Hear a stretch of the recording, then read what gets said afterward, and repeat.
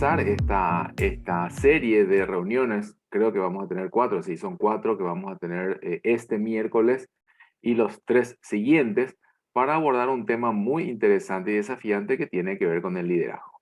Tiene que ver con las características y también sobre lo que es la personalidad y también todo lo que es las diferentes habilidades que deben o que hoy se valoran de un líder, ¿verdad? Así que ustedes, cuando yo digo la palabra liderazgo, me gustaría que empecemos también a interactuar.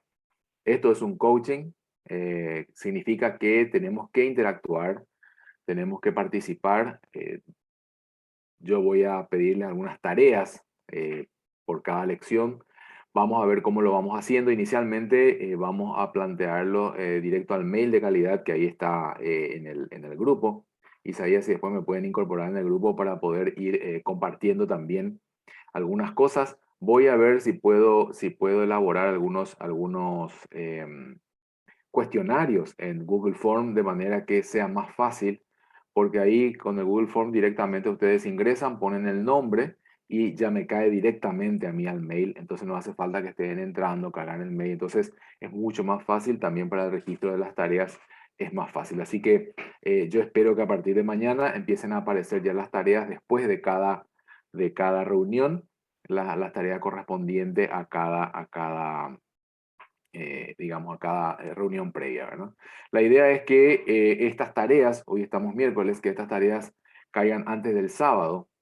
Entonces yo a partir del sábado ya no recibo las tareas, el sábado inclusive, o sea, a partir de las 12 del domingo, o sea, a las 0 horas del domingo ya no los recibo, para poder ir registrando el cumplimiento de las tareas y también mantener el orden con los chicos de la fundación. Bueno, vamos entonces directamente al tema que hoy nos tiene aquí reunidos, que tiene que ver con la primera parte de lo que es el liderazgo, que tiene que ver con el autoliderazgo inicialmente, conocerme a mí mismo, quién soy yo hoy, conocer un poco de mi historia, conocer todo lo que es las bases que yo tengo y todos conocerme a mí mismo, porque si yo no me conozco, me es muy difícil conocer a los demás y lo primero que necesitamos para poder influenciar en los demás, que es la tarea que son las características de un líder, poder influenciar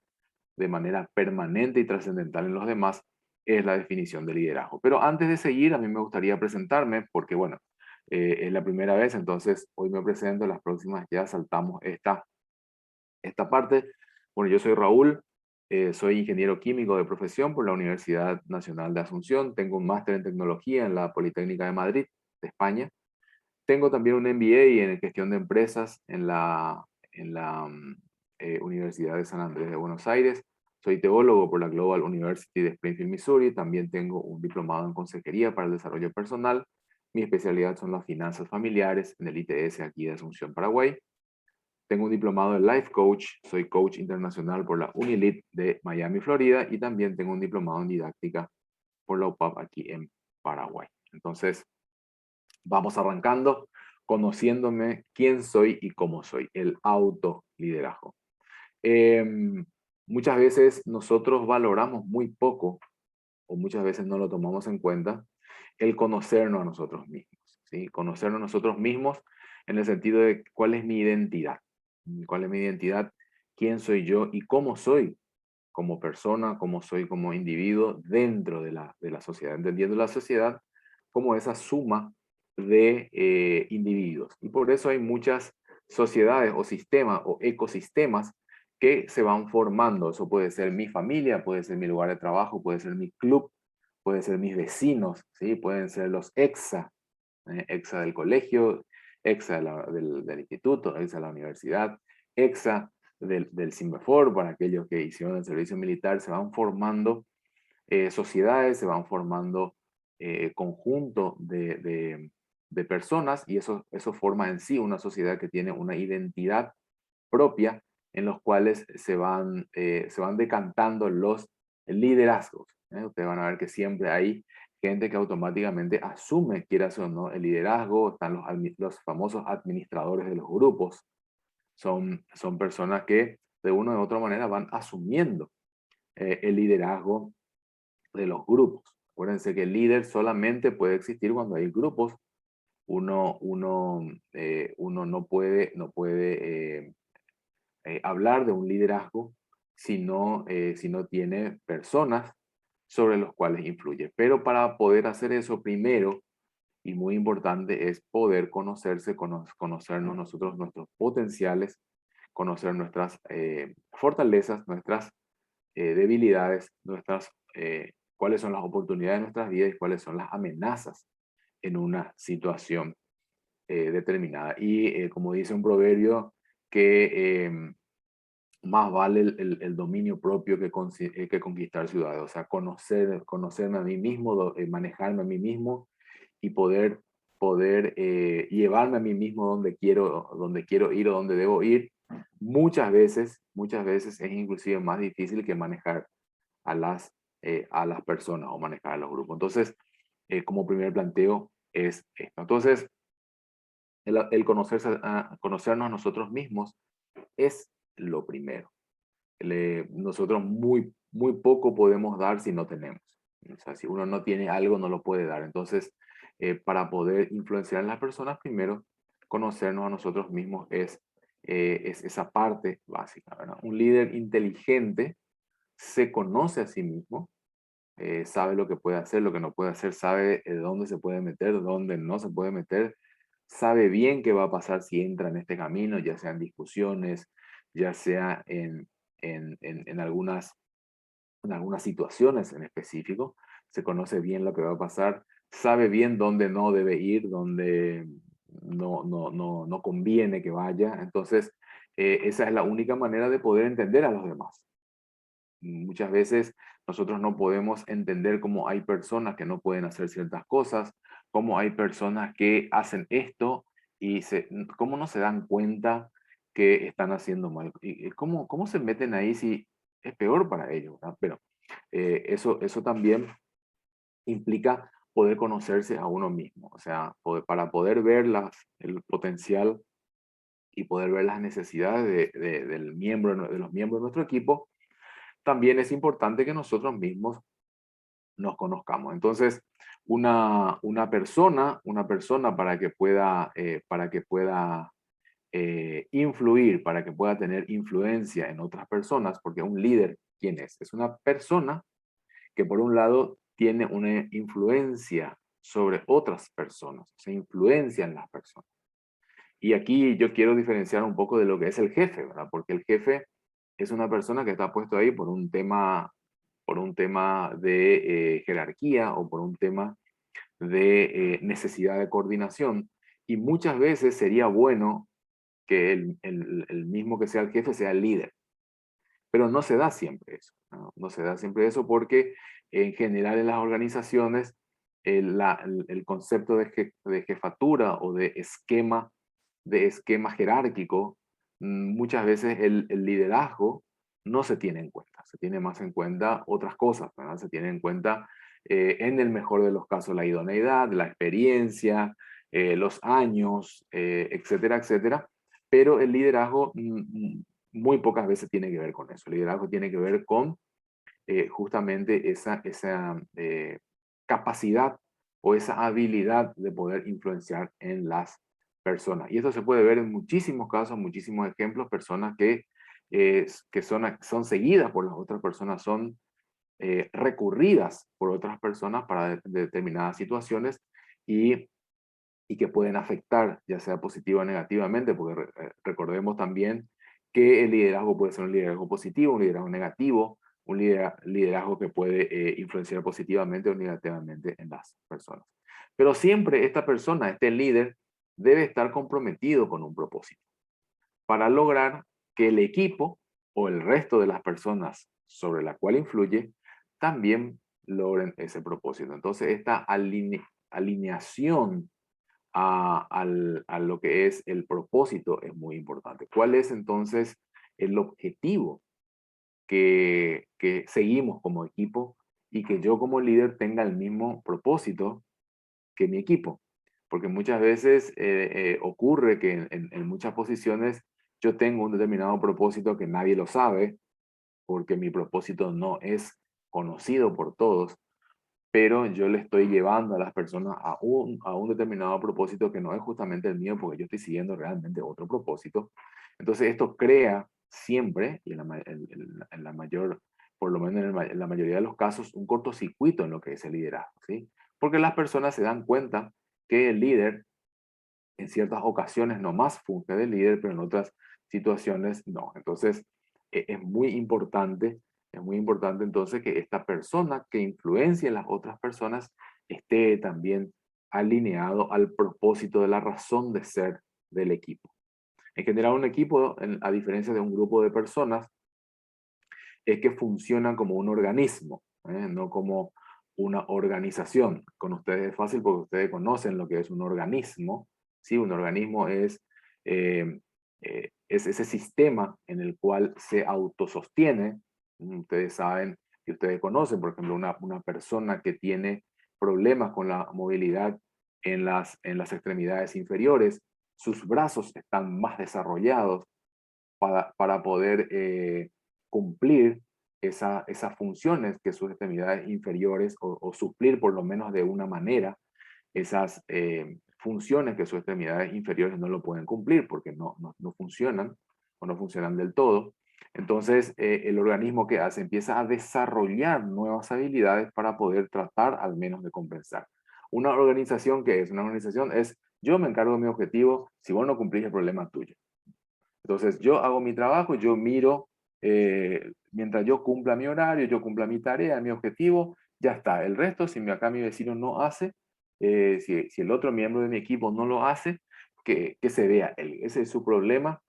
Ahora, el jefe tiene que darse cuenta de quién es acá el que trabaja y quién no, y empezar a actuar en consecuencia, ¿verdad? Eso es un grupo de personas que trabajan juntas en una organización, pero eso no es un equipo.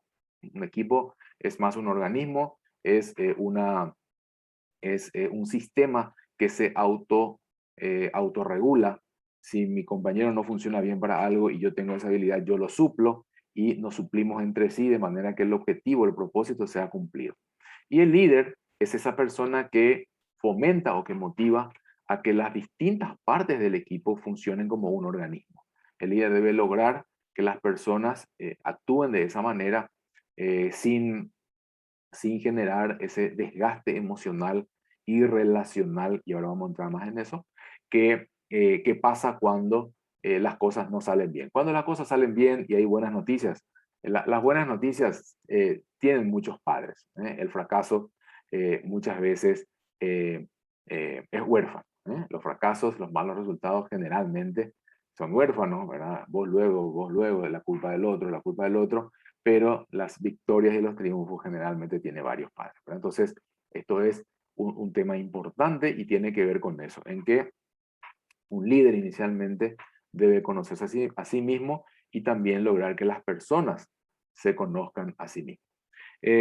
Yo, como al ser esto un coaching, generalmente yo pido que todos enciendan sus cámaras, porque nosotros esto deberíamos hacerlo en presencial, pero bueno, lo hacemos por este tema por sistema. Entonces me gustaría que participen, que vayan emitiendo opiniones, preguntas, consultas. Hagamos trabajar a Isaías, que está ahí en la fundación medio aburridito, a las 2 de la tarde, un miércoles es siempre complicado.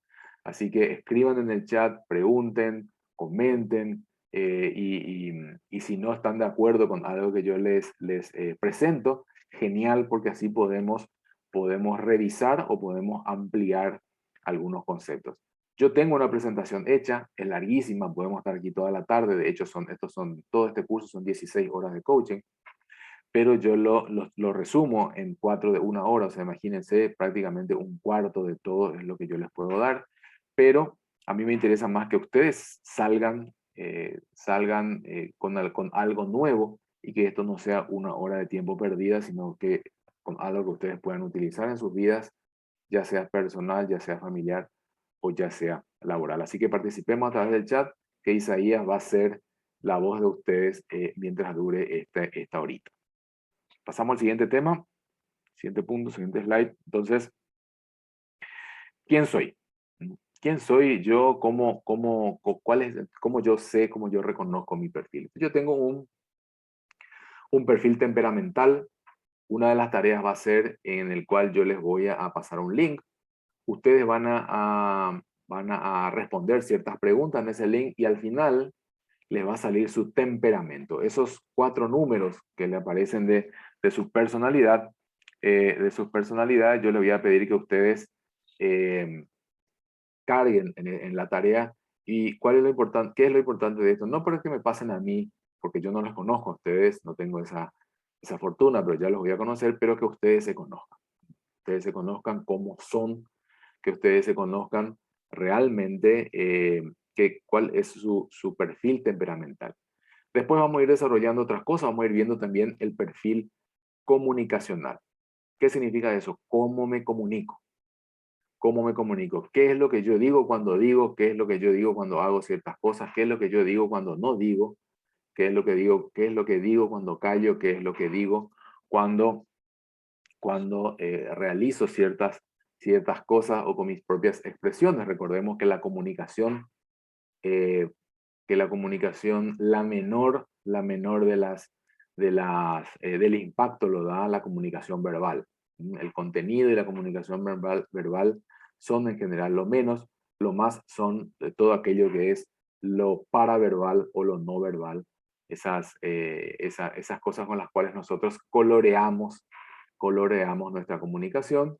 Y ahora, bueno, esto se ve más hoy modificado con todo este tema de las redes sociales, en los cuales nosotros nos planteamos de una manera, ponemos fotos de perfil que están muy alejadas a la realidad, eh, nos comunicamos de una manera que realmente nosotros no somos, utilizamos los emojis, utilizamos eh, eh, digamos, todas estas expresiones que ya traen las redes sociales como para facilitarte las cosas y decir la manera en la cual tenés que expresar las cosas, ¿verdad? Para mí si bien es un avance tecnológico, para mí es un problema terrible porque nos aliena un poco de esta posibilidad de ver la expresión de las otras personas cuando nos hablan, nos dicen y nos presentan ciertos temas. Y después está la parte emocional que tiene que ver con esa parte muy importante que es cómo nosotros expresamos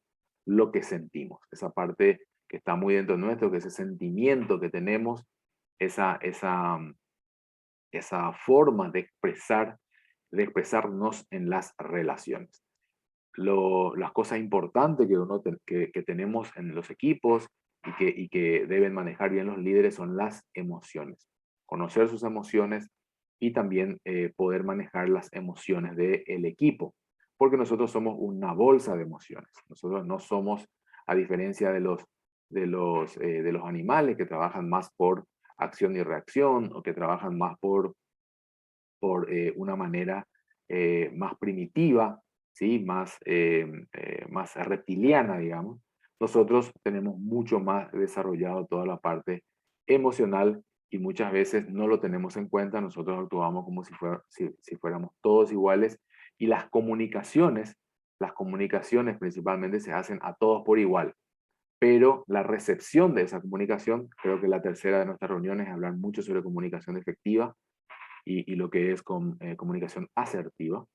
Nosotros decimos una cosa, pero todos los miembros de nuestro equipo lo reciben emocionalmente de manera distinta. Tiene que ver con su temperamento también y tiene que ver con su condición emocional en ese momento. Entonces, menuda tarea la del líder.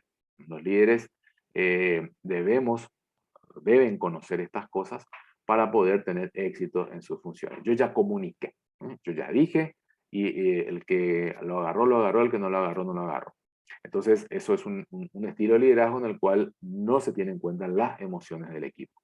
Y muchas veces me dicen, bueno, pero entonces yo tengo que ser una maestra parvularia, que me tengo que estar teniendo en cuenta las emociones de mi gente. Y sí, señor, esa es la tarea del líder.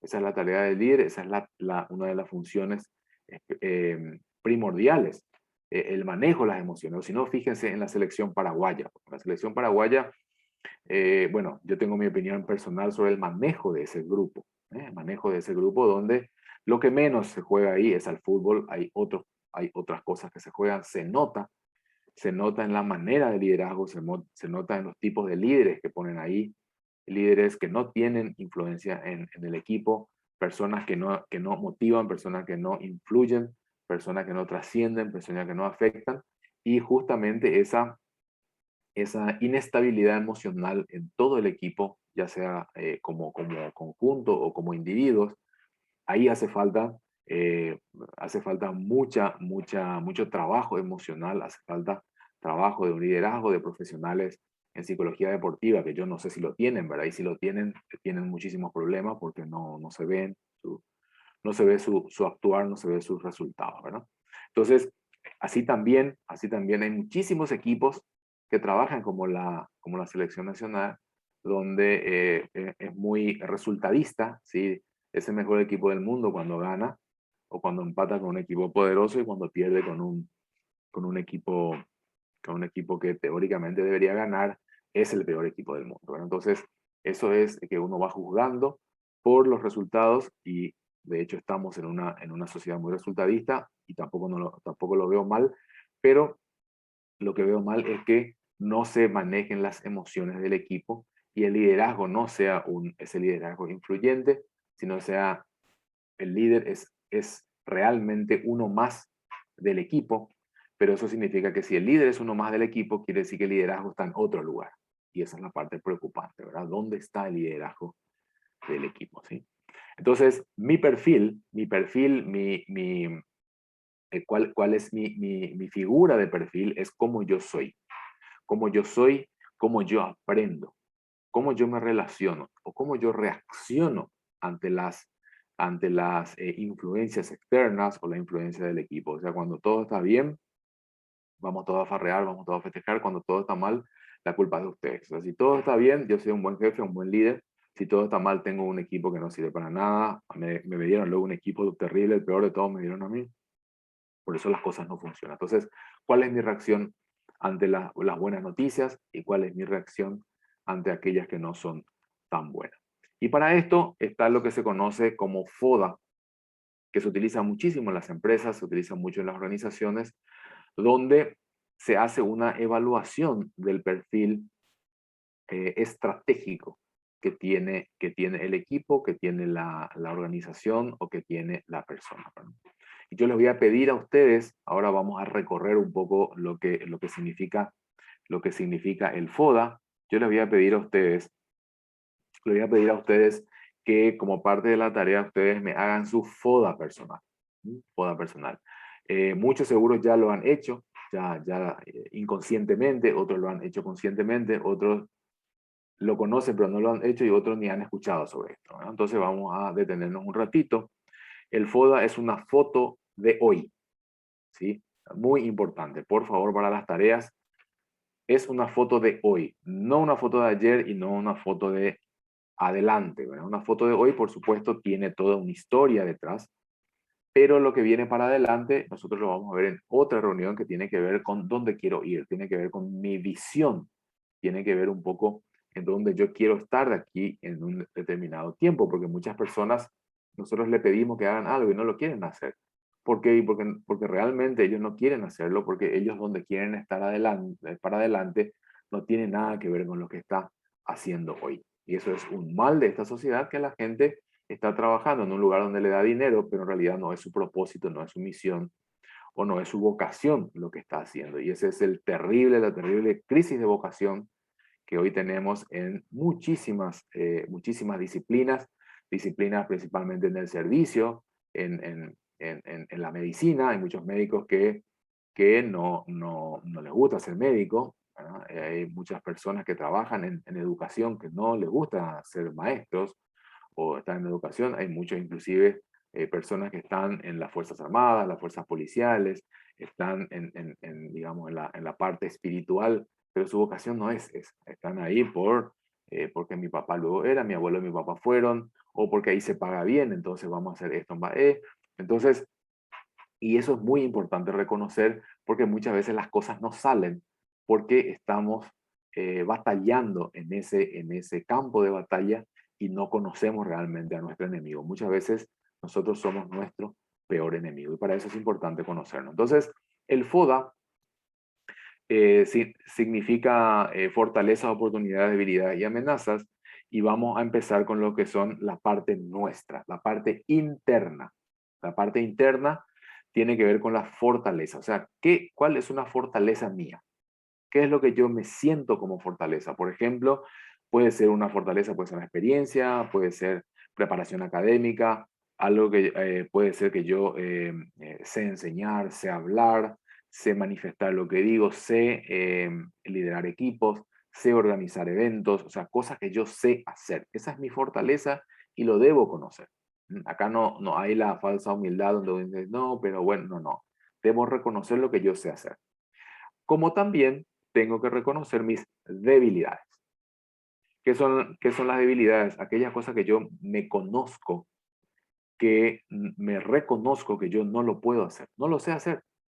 Y no lo sé hacer porque nunca lo traté de mejorar, nunca me puse las pilas y lo tengo ahí guardado en el baúl del olvido. Esas cosas que dije yo que, bueno, la verdad que tengo que hacer un curso de oratoria porque me cuesta mucho hablar en público, pero es una debilidad que tengo. Una debilidad, hablar en público, me cuesta mucho hablar en público, y cuando veo una cámara que me está filmando, sí que mucho menos. ¿Verdad? Entonces, eso es un ejemplo de una debilidad. O por ejemplo, no sé armar un plan de trabajo. No lo sé hacer, me cuesta muchísimo y no lo sé hacer. Sé que tengo que saber hacer, pero no lo sé hacer. Entonces, lo debo reconocer, lo debo plasmar en algún lugar, en algún momento, porque acuérdense, lo que yo no conozco, no lo puedo cambiar. Todo aquello que yo no conozco no lo puedo cambiar. Y muchas veces conocer significa traerlo a la luz, echar luz a esas cosas. Entonces, la fortaleza y las debilidades son cosas mías, son cosas internas y no importa lo que pasa afuera. Es mío. Ahora, las oportunidades son aquellas situaciones externas a mí que están ahí que yo lo puedo aprovechar. Por ejemplo, un nuevo puesto. O sea, hoy una oportunidad es un nuevo puesto. Un nuevo puesto puede ser una oportunidad en el caso en el cual yo me siento desafiado en poder hacer algo que nunca lo hice y que ahora yo lo veo como una oportunidad porque para mí es una situación mejor o una situación de mejoría para, con respecto a mi persona dentro de este ambiente en el cual yo me desempeño. Pero esta oportunidad también puede ser, o sea, se pueden presentar amenazas. ¿Qué son amenazas?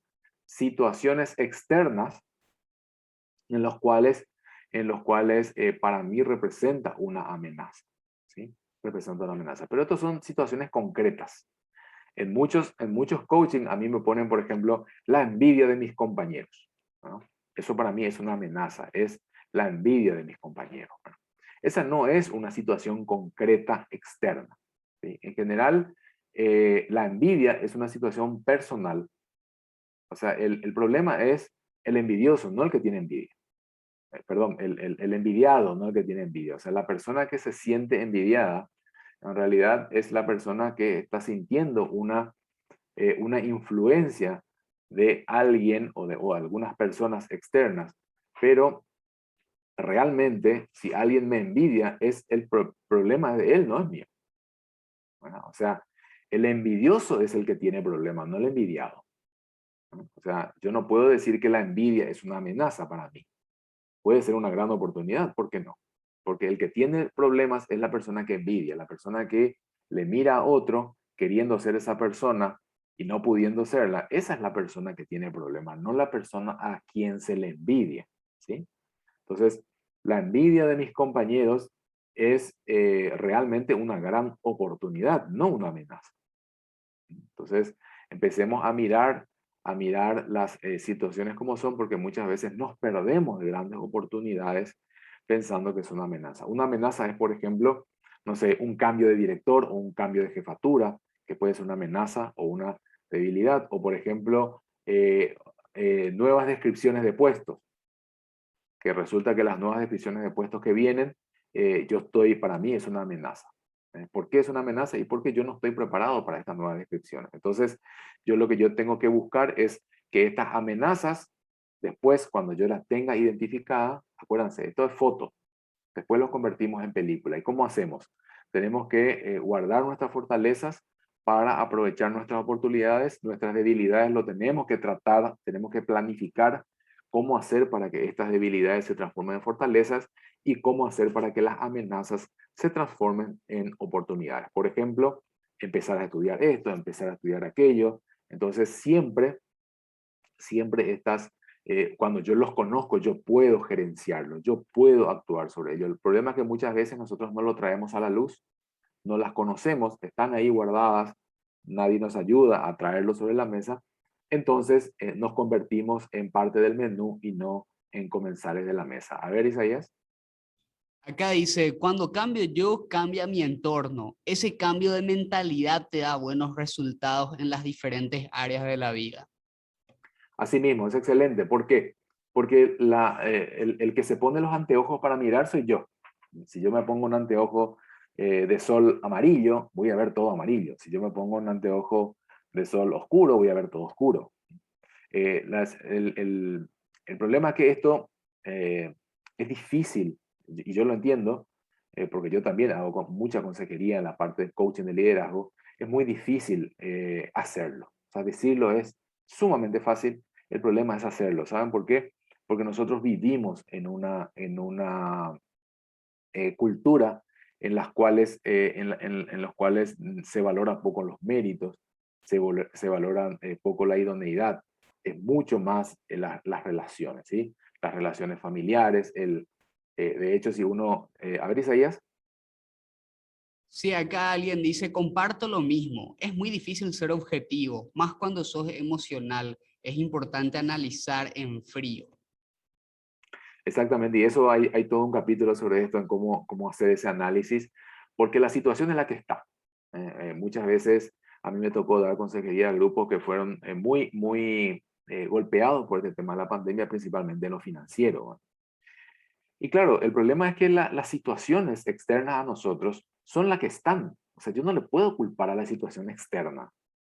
Eh, Como dice esa canción, después me van a acordar, me van a hacer acordar a los que tienen mi edad y un poquito más, tal vez el cantante de esto: no culpes a la noche, no culpes a la lluvia, no culpes a la playa, ¿verdad?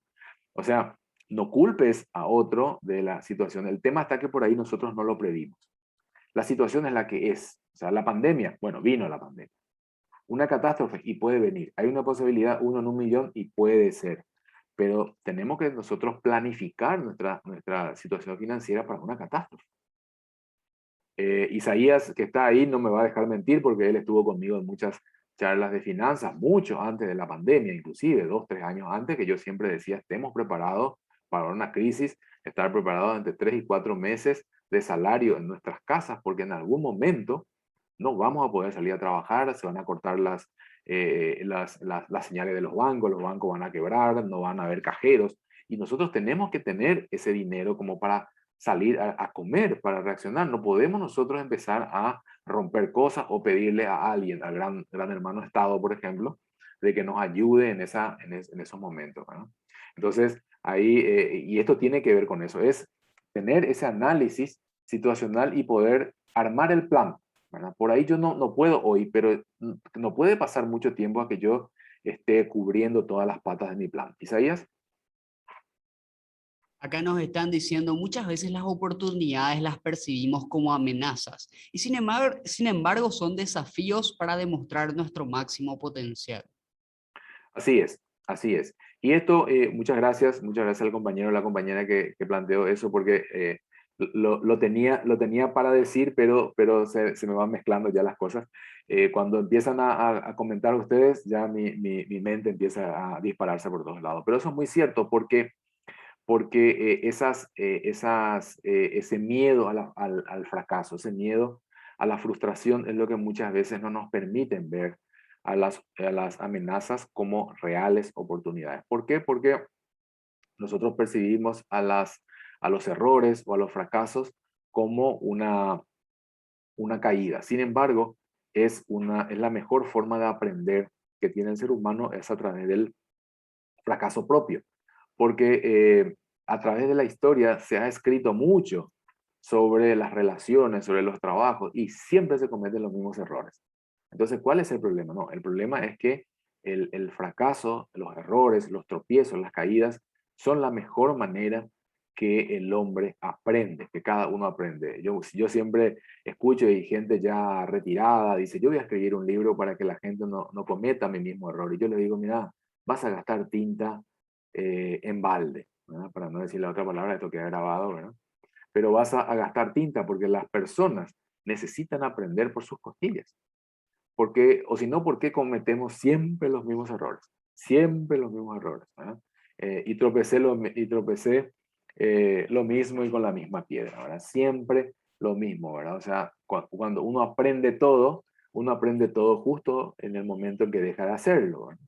Así que vivimos siempre en continuo aprendizaje. Cuando yo eso no lo reconozco, no lo entiendo, vivo frustrado porque yo pienso que no voy a tener problemas, que yo no voy a tener errores. Pienso que no me puede ir nada mal porque ya pasé por mucho. No, no, te falta muchísimo todavía, ¿no? Acuérdense que las victorias, esa sensación de victoria que, que muchas veces nos crea adicción, la adicción al éxito, a la victoria, viene después de las luchas, viene después de las batallas. Por eso uno puede ver cómo hay personas que tanto en lo sentimental como en lo financiero les gusta vivir en continua batalla. Ahí están medio al límite entre la bancarrota y no, ese poder levantar un cheque justo un minuto antes que me depositen el cheque, o el que mi pareja me está a punto de descubrir en una infidelidad y ahí estoy al límite. O sea, todo el mundo sabe que eso es problemático, que eso te puede llegar a crear problemas, pero ¿por qué lo seguimos haciendo? Entonces, esa es la naturaleza humana y es importante inicialmente reconocerlos y poder armar toda esa valla de contención contra estas cosas. ¿Ok? Bien, bueno, muchas gracias y les pido que sigan porque a mí me sirve mucho para guiar esta charla que estamos haciendo. Bien, ¿algo más, Isaías, mientras tanto? Decime cimientos sobre lo de finanzas, a ver. Sí, vos nos habías comentado justamente acerca de esta cuestión de que cada 7 años se cumple el ciclo. Entonces, tenemos que estar preparados cada 7 años y vos habías dicho que 2014 puede ser, ¿verdad? Ujú. Que es que iba a ocurrir y que teníamos que estar listos y que después de ahí otra vez se iban a contar para el siguiente año. Sí, 2014 ocurrió y así va cada 7 o 8 años son las crisis, ¿sí? De alguna manera. Y Termina puedo siempre compartir financiera. algo personal. Vos sabés que, señor Raúl, con respecto a esto que vos habías compartido con nosotros, se veía un buen año para los emprendedores. Se veía un buen año que todo iba a estar espectacular. Creo que fue entre 2020 y 2021 más o menos, ¿verdad? Que ocurrió todo esto. Entonces, se veía un buen año que iba a ser próspero porque había muchas ventas, pero igual ocurrió lo que tenía que ocurrir, inevitable. Así es, así mismo, Isaías, así mismo, esto va ocurriendo, la vida, principalmente la parte económica, son ciclos, ¿verdad? Son ciclos en nuestras vidas, también nosotros como seres humanos, si hay algún profesional de la psicología en el grupo, lo puede confirmar, nosotros tenemos lo que se conoce como crisis evolutiva, que a medida que va pasando el tiempo, vamos pasando por crisis, ¿verdad? Que no necesariamente son malas, ¿sí? Las crisis también son grandes oportunidades. Después de cada crisis siempre hay nuevos ganadores y nuevos perdedores. Pregunta, ¿de qué lado querés estar?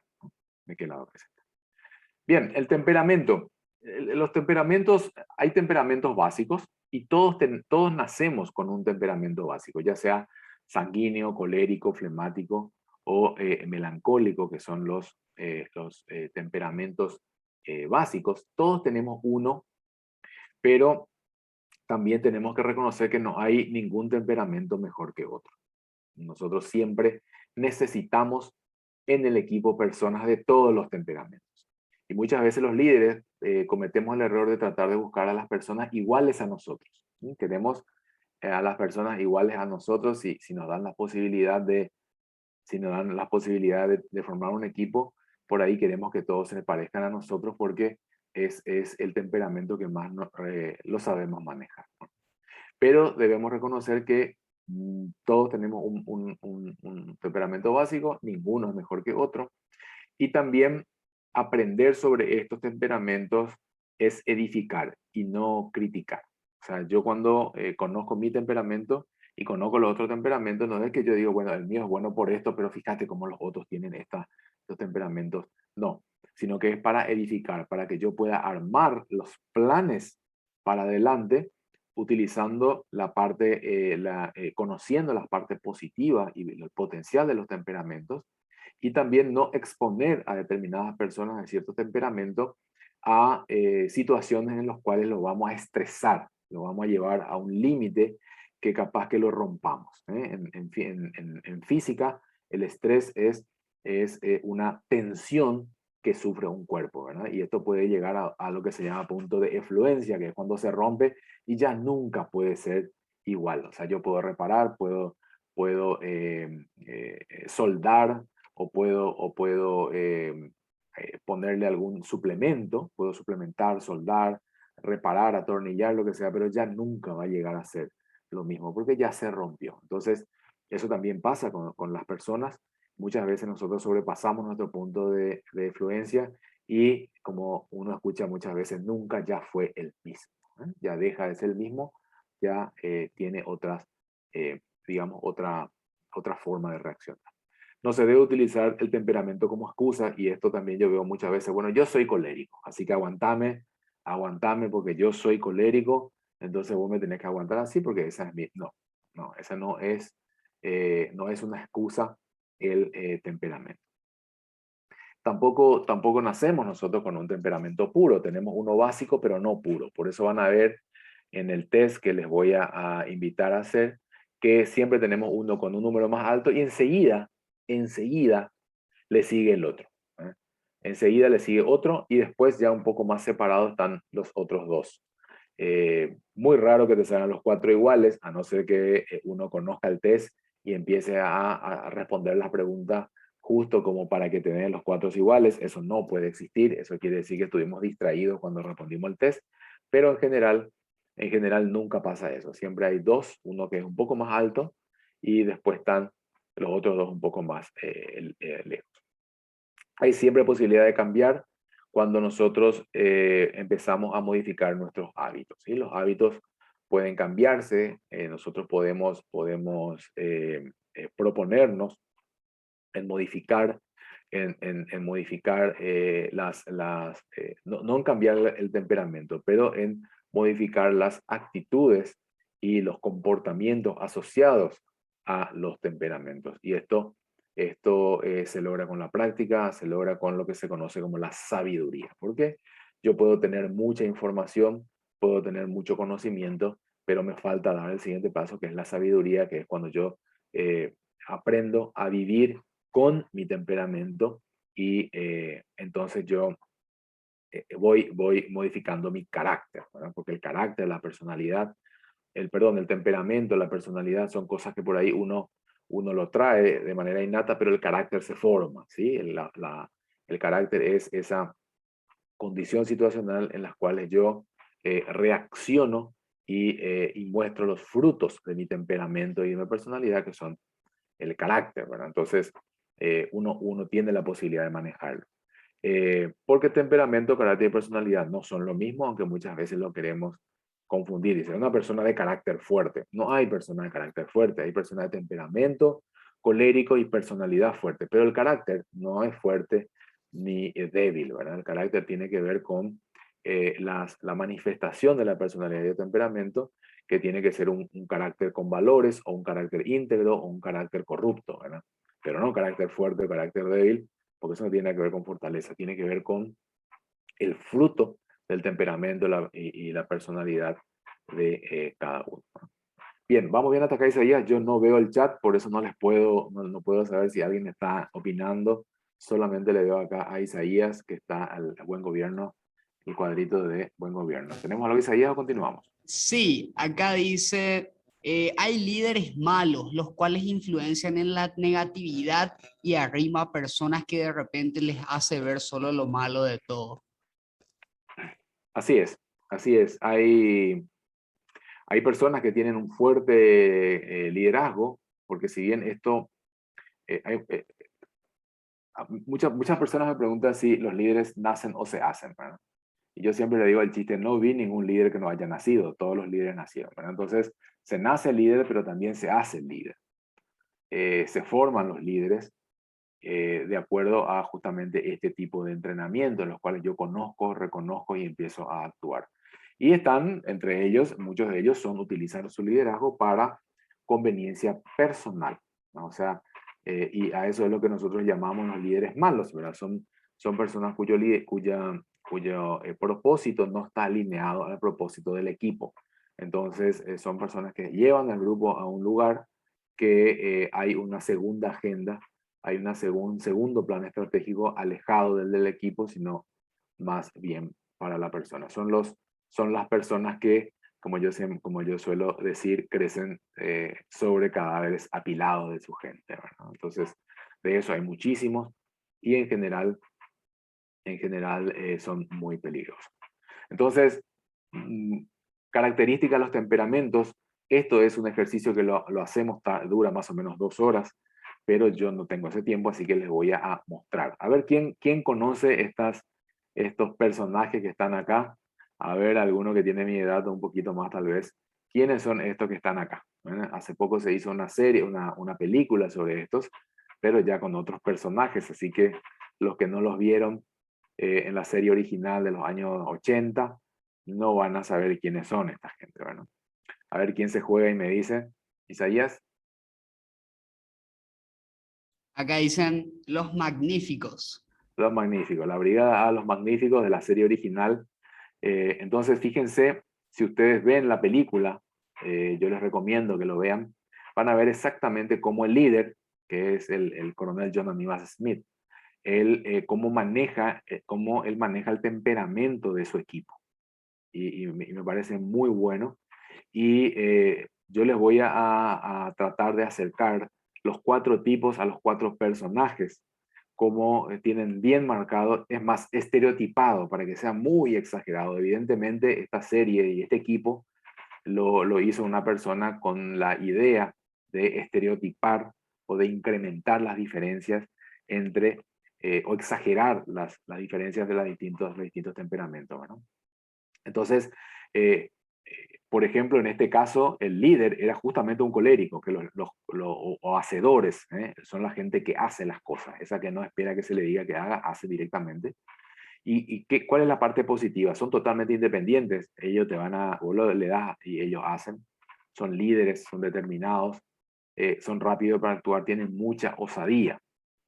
Pero esta persona tiene la otra pata, que es insensible, es inflexible, puede no entender razones, no es muy detallista, o sea, él va para adelante, es impetuoso, no espera el momento, sino que va siempre, y suelen ser muy tercos.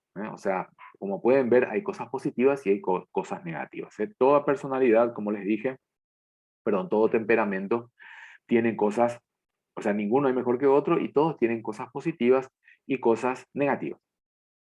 Entonces, pero eso es parte del combo, es parte del paquete. Yo no puedo pedir a una persona que solamente tenga la parte positiva de su temperamento, sino que ya viene con el combo la otra parte, ¿sí? Los influenciadores, los sanguíneos, ¿sí? Son personas optimistas, expresivas, conversador, arriesgado, pero también muy compasivo, o sea, muy preocupado por las personas, por la gente, pero estas personas pueden llegar a ser manipuladoras, pueden llegar a ser muy indisciplinados, porque detrás de mirar mucho las emociones de las personas, no cumplen no cumplen las consignas, suelen ser muy exagerados, inestables, un día está bien, otro día está mal, y también olvidadizos, ¿verdad? ¿Por qué? Porque están más pensando o sea, están sintiendo antes que pensar. Eso es un poco el influenciador, es un poco el sanguíneo. Entonces, para los líderes que están presentes, teóricamente, aquí en este coaching, en la mayoría son líderes, piensen un poco en parte de su equipo, o si alguno forma parte de un equipo, en algunos compañeros que tienen más o menos estas características, y van a ver que en general hay gente de este tipo en nuestros equipos, ¿sí? Después está el estable o el flemático, que es leal, es consistente, conservador, eh, buen, buen, eh, estas personas suelen ser buen mediadoras, siempre está con buen ánimo, eh, pero es conformista, no le gusta mucho el desafío, es postergador, procrastina mucho, dice para después, resiste mucho al cambio, así luego estamos bien y no todo lo nuevo no es bueno.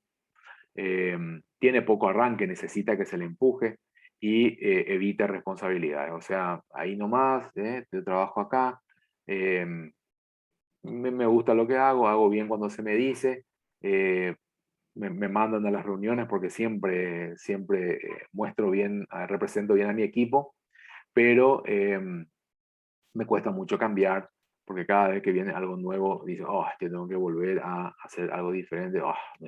Entonces, este es un poco esta persona. Y después está el pensador, el melancólico, esa es una persona detallista, tiene mucho talento, o sea, si querés que algo salga bien, dale a esta persona. Es muy detallista, busca siempre la calidad, no le apures, no le apures, no le digas así nomás, porque se va a volver loco. Se sacrifica, está siempre detrás de la calidad, de obtener esas cosas y cumple. Cumple vos cuando le das una consigna, está ahí antes, luego y algunas veces mucho antes y ya cae pesado algunas veces tan antes que está y ya te manda todo y ya, bah, insoportable las cosas, ¿verdad? Y después está